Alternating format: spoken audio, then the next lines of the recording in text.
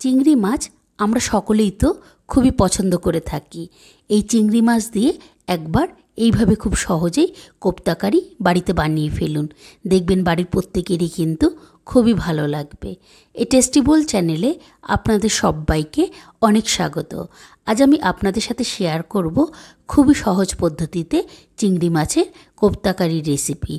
আপনারা ঠিক এইভাবে একবার বাড়িতে কোপ্তাকারি বানিয়ে দেখুন। খেতে যেরকম ভালো লাগবে সেরকমই কিন্তু খুবই তাড়াতাড়ি হয়ে যাবে। আপনারা বাড়িতে বানান এবং আপনাদের অভিজ্ঞতা আমাকে কিন্তু কমেন্টসে জানাতে একদম ভুলবেন না। আর বন্ধুরা, সম্পূর্ণ রেসিপিটা আপনারা যদি দেখতে চান, দেখুন নিচেই কিন্তু লিংক দেওয়া আছে, সেখানে গেলেই সম্পূর্ণ রেসিপি আপনারা পেয়ে যাবেন। আজ তবে আসি, আবার অন্য কোনো দিন নতুন কোনো রেসিপি নিয়ে আবারও দেখা হবে আপনাদের সাথে। আজ আসি বন্ধুরা, বাই।